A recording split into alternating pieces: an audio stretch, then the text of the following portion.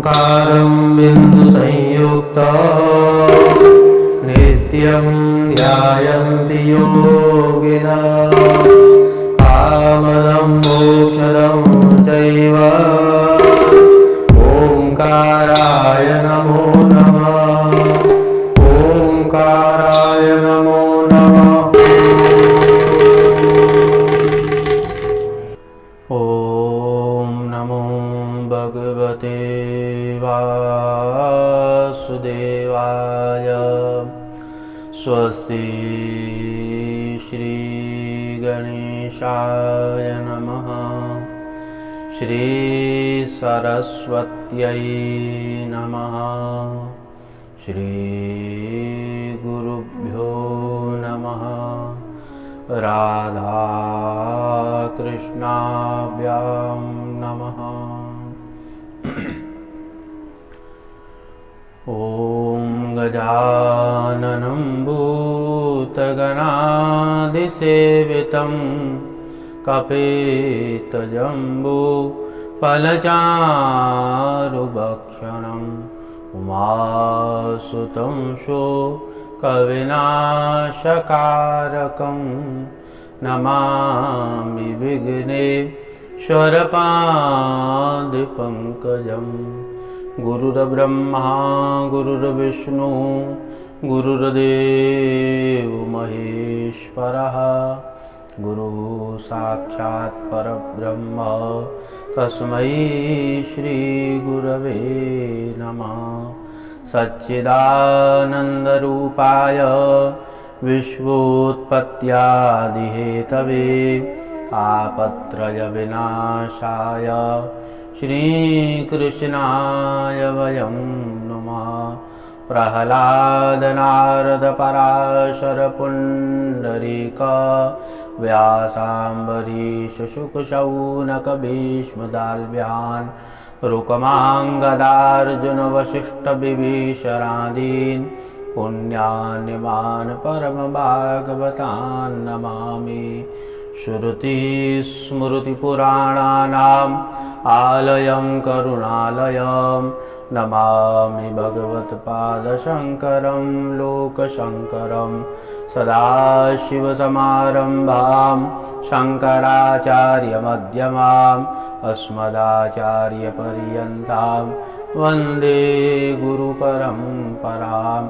अतुलितबलधामं हेमशैलावदेहं धनजवनकृशानं ज्ञानिनामग्रगण्यं सकलगुणनिधानं वानराणामधीशं रघुपतिप्रियभक्तं वातजातं नमामि। बोले श्री द्वारकाधीश की जय।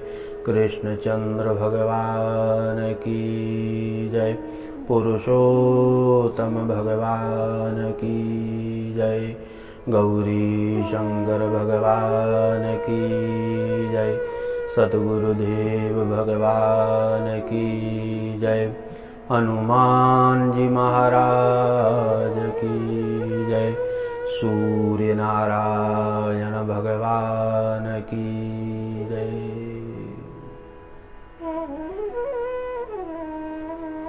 हरिशरणं हरिशरणं हरिशरणं। श्री कृष्ण गोविंद हरे मुरारे। हे नाथ नारायण वासुदेव। श्री कृष्ण गोविंद हरे मुरारे। हे नाथ नारायण वासुदेव। हे नाथ नारायण वासुदेव। हे नाथ नारायण वासुदेव।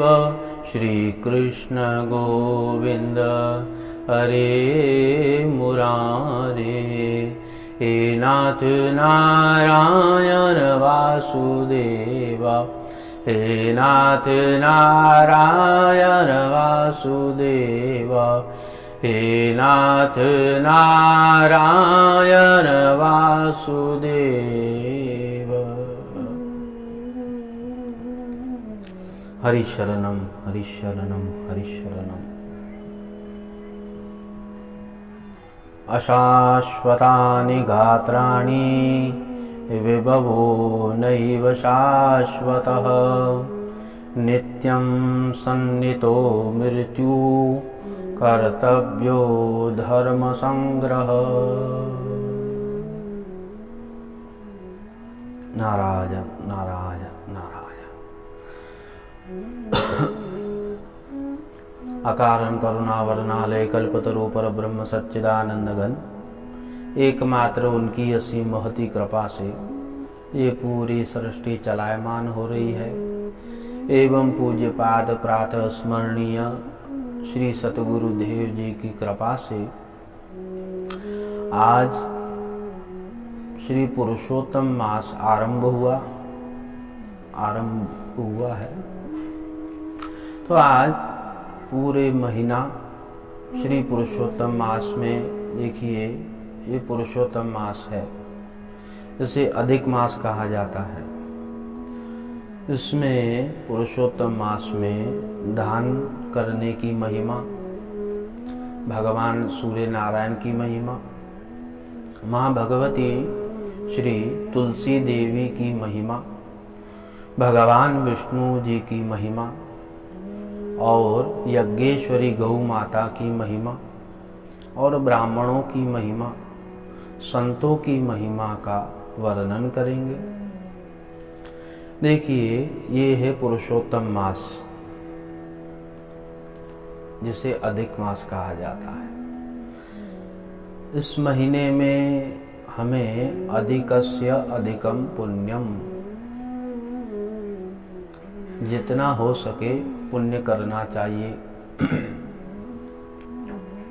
दान करना चाहिए, धर्म करना चाहिए, शास्त्र चिंतन करना चाहिए एवं सतगुरुदेव का स्मरण करना चाहिए और गुरुदेव का जो जो नियम बताया हुआ है उनका पालन करना चाहिए।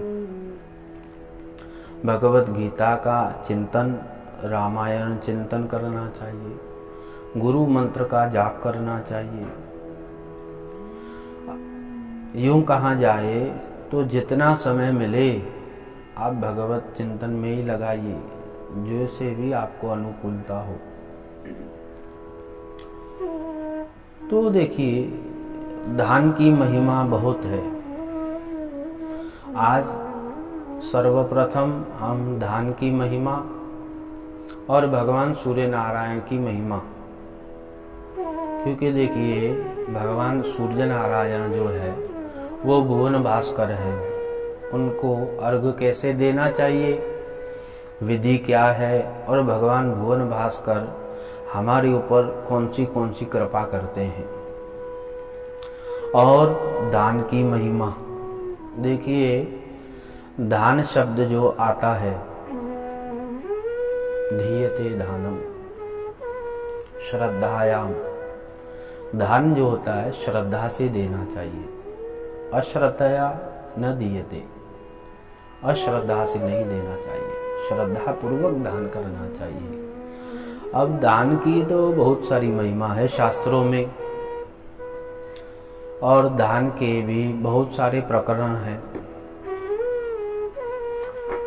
केवल यूं न समझे दान हम जो कह रहे हैं आपको, आप पैसे को ही समझ लें, बहुत कुछ है दान में। तो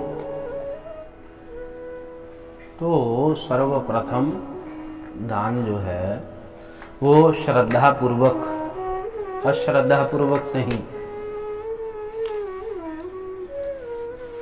देखिए शास्त्रों में बहुत सारे अलग अलग प्रकरण हैं दान के। तो समय दान, किसी को समय देना, ये भी एक बहुत दान है। और माधुर्य दान, किसी से मीठा बोलना, मधुर वाणी से बोलना, ये भी एक प्रकार का दान है। और वस्त्र दान, अब होता क्या है, बहुत सारे व्यक्ति तो वस्त्र दान करते हैं कब, जब 4-5 साल हो जाते हैं, वस्त्र परे परे खराब हो गए, तो तब निकालेंगे और कहेंगे चलो अब दान करें उसे। तो वो दान नहीं है, वो त्याग है, उसे त्याग कहा जाएगा।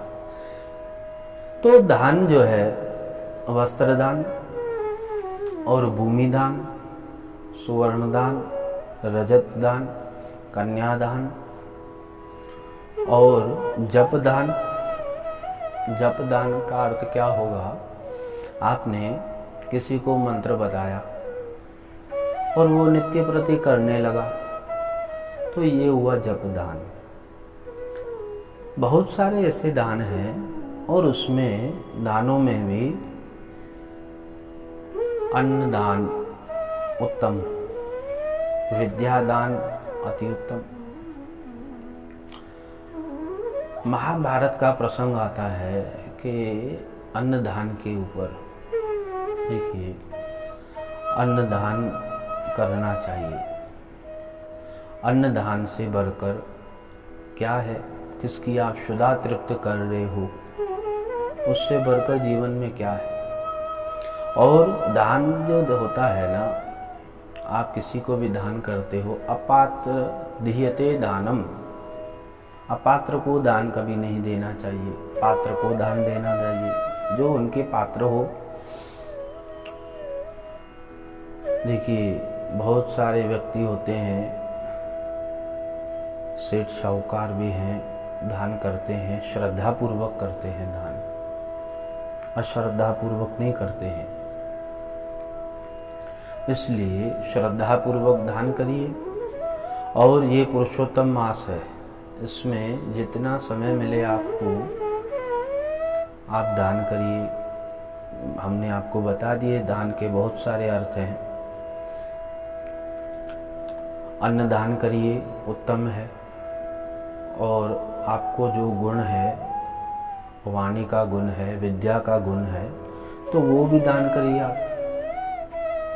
अधिकस्य अधिकम पुण्यम। इस पुरुषोत्तम मास में जो भी आप दान करोगे वो बहुत फल मिलेगा आपको। तो भुवन भास्कर भगवान सूर्य नारायण की महिमा सर्वप्रथम। शास्त्रों में कहा गया, सूर्य आत्मा जगतस्तस्तुखश्च। वो भगवान भुवन भास्कर जगत की आत्मा है।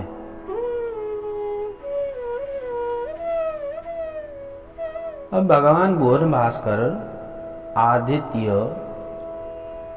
भगवान सूर्य। देखिए, पंचदेव उपासना में भगवान सूर्य नारायण भी है। हर देवताओं को हर एक वस्तु प्रिय होती है। जैसे महादेव जी को जल प्रिय है, भगवान विष्णु जी को तुलसी पत्र भी प्रिय है, और गणेश जी को मोदक प्रिय है, दुर्वा प्रिय है, भगवती दुर्गा जी को रक्त पुष्प प्रिय है। उसी प्रकार से भगवान सूर्य नारायण को अर्घ प्रिय है। देखिए, सूर्य नारायण भगवान को अर्घ कैसे देना चाहिए, सूर्य अर्घ, उसकी विधि क्या है, ये समझना बहुत आवश्यक है। प्रायः हमने देखा कि व्यक्ति जब भगवान सूर्य नारायण को अर्घ देते हैं तो अपने ही खिड़की से भगवान को अर्घ दे देते हैं, नीचे नहीं देखते कौन रुका है, बालक है, कौन है, बस ओम सूर्याय नमः, ओम सूर्याय नमः, ओम सूर्याय। देखिए, विधि से किया हुआ काम फल देता है, श्रद्धा और विधि से, अश्रद्धा से नहीं, विधि पूर्वक कार्य करना चाहिए। तो भगवान सूर्य नारायण को अर्घ कैसे दें? देखिए, ये पुरुषोत्तम मास है, नित्य प्रति भगवान सूर्य नारायण को अर्घ देना चाहिए। एक ताम्र पात्र लीजिए, तांबे का बर्तन, लोटा, उसमें शुद्ध जल हो, कुमकुम हो, अक्षत हो, पुष्प हो, रक्त पुष्प हो तो बहुत बढ़िया, रक्त पुष्प अर्थात लाल पुष्प वो नहीं है तो कौन सा भी पुष्प चलेगा। दूध मत डालिए उसमें। देखिए बहुत सारे व्यक्ति हमने देखे भगवान सूर्य नारायण को अर्घ्य देते हैं तो ताम्र का पात्र तो लेते हैं, कुमकुम भी डालते हैं, अक्षत भी डालते हैं, परंतु दूध भी डाल देते हैं। क्योंकि देखिए ताम्र पात्र में दूध नहीं जाता है, फट जाएगा और विधि नहीं है वो, उसमें दूध न डालिए। और भगवान सूर्य नारायण को जब अर्घ्य दोगे तो पहले एक पात्र रखना चाहिए नीचे। ये हम आपको विधि बता रहे हैं, आप यूँ न समझे कि हमें धर्म संकट में डाल रहे हैं। हम आपको विधि बता रहे हैं शास्त्र के अनुसार। क्योंकि जब हम अर्घ्य देते हैं तो वो अर्घ्य जो है ना किसी के पाँव में नहीं आना चाहिए, पैर में नहीं लगना चाहिए। इस बात का ख्याल रखना बहुत आवश्यक है। तो वो पात्र रखिए और भगवान सूर्य नारायण जब उदित होते हैं तो 3 बार अर्घ्य देना चाहिए। हाथ में लोटा, ओम सूर्याय नमः आधा लोटा, ओम सूर्याय नमः दूसरा, ओम सूर्याय नमः तीसरा, यूं 3 बार। जब जल पूर्ण हो जाए यूं ऊपर से करके 3 बार अर्घ्य दें। और जब जल पूर्ण हो जाएगा उसके बाद भगवान सूर्य नारायण को नमस्कार प्रिय आदित्यस्य नमस्कारम ये कुर्वन्तु दिने दिने जन्मांतर सहस्रेषु दारिद्र्यम नोपजायते। भगवान सूर्य नारायण को जो नमस्कार करता है उनके यहाँ पर दरिद्रता कहीं कभी भी नहीं रहती। भगवान भुवन भास्कर को नारायण को नमस्कार भी प्रिय है। अब देखिए जब आप पात्र में जल लेते हो तो वहाँ पर मंत्र भी है शुद्धिकरण का, उसमें गंगा जल भी डाल सकते हो आप। तो आपने 3 बार अर्घ्य दे दिया भगवान भुवन भास्कर को और उसके बाद भगवान को मंत्र भी है। आप सूर्याय नमः कह सकते हो अर्थात मंत्र भी कह सकते हो। ईहै सूर्य सहस्रांशो तेजो राशि जगत्पते अनुकंपया मां भक्त्या गिरान अर्घ्यम दिवाकर। नमोस्तु सूर्याय नमोस्तु भानवे नमोस्तु वैश्वानरजात वेदसे ममैवायतार्घ्यं ग्राणदेवं देवादिदेवाय नमो नमस्ते। हे भगवान भुवन भास्कर, हमने जो आपको अर्घ्य दिया है इसे आप स्वीकार करिए। अब देखिए 3 बार दिन में अर्घ्य देने की विधि है। बहुत व्यक्ति को यूं ही पता होता है कि प्रातःकाल अर्घ्य दिया जाता है। प्रातःकाल तो अर्घ्य देना ही चाहिए। जब भगवान भुवन भास्कर उदित होते हैं तो वो सर्वप्रथम पहले लालिमा होती है जो वो अरुण है। सूर्य नारायण सहित अरुणाय नमः एषते अर्घ्यम समर्पयामि। और मध्याह्न में भी भगवान भुवन भास्कर को अर्घ्य देना चाहिए। मध्याह्न अर्थात जब सूर्य हमारे सिर पर हो। ये ब्राह्मण देवता सब करते हैं। भूदेव जब संध्या करते हैं, ब्राह्मण देवता त्रिकाल संध्या में सूर्य नारायण भगवान को अर्घ्य देते हैं 3 बार। तो वही आपको हम विधि बता रहे हैं। आप भी अर्घ्य दे सकते हो, ऐसी बात नहीं है। तो मध्याह्न काल में एक ही बार अर्घ्य देना चाहिए। हाँ, हम जब अर्घ्य देते हैं सब ब्राह्मण देवता तो गायत्री मंत्र कहते हैं, उसका विनियोग है। वो विनियोग कहने के पश्चात अर्घ्य देते हैं। परंतु आप सामान्य रूप से ओम गृणी सूर्याय आदित्योम अर्थात नहीं तो ओम सूर्याय नमः एषते अर्घ्यम समर्पयामि। हे भुवन भास्कर जी, हम जो अर्घ्य दे रहे हैं आपको समर्पण करने हैं, आप स्वीकार करिए, यूं कहते हुए। और फिर सायंकाल शाम को जब सूर्य भगवान अस्ताचल की ओर जाते हैं उस समय भी अर्घ्य देने की विधि है। पश्चिम के यहाँ से पूर्व से उदित हुए पश्चिम में जाएंगे अस्ताचल की ओर, वहाँ पर भी अर्घ्य देने की विधि है। वहाँ पर भी 3 बार अर्घ्य देना चाहिए और वहाँ पर केवल जल से अर्घ्य देना है। तो ये विधि है भगवान भुवन भास्कर। देखिए भगवान भुवन भास्कर सूर्य नारायण हम सबकी पूरे इस जगत की आत्मा है। विशेष रूप से सप्तमी के दिन, जब सप्तमी आएगी शुक्ल पक्ष अर्थात कृष्ण पक्ष की, उस दिन भी भगवान भुवन भास्कर का अर्घ्य देना चाहिए, उनका पूजन करना चाहिए। और रविवार तो विशेष है। तो ये पुरुषोत्तम मास है। पुरुषोत्तम मास में हम भगवान विष्णु जी की महिमा भी कहेंगे, उनका चरित्र भी कहेंगे। और पहले जो आप नित्य प्रति जो कर्म करोगे, भगवान भुवन भास्कर को अर्घ्य देना, माँ भगवती को, तुलसी जी को अर्घ्य देना, गौ ग्रास खिलाना गौ माता को, और ब्राह्मणों को दान देना, संतों को दान देना, और ये पूरी विधि का पहले वर्णन कर देंगे और उसके तत्पश्चात ही भगवान विष्णु जी की महिमा का वर्णन करेंगे।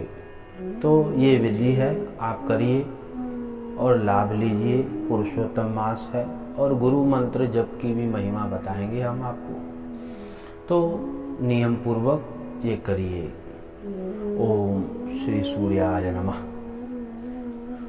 श्री कृष्ण गोविंद हरे मुरारे, हे नाथ नारायण वासुदेव।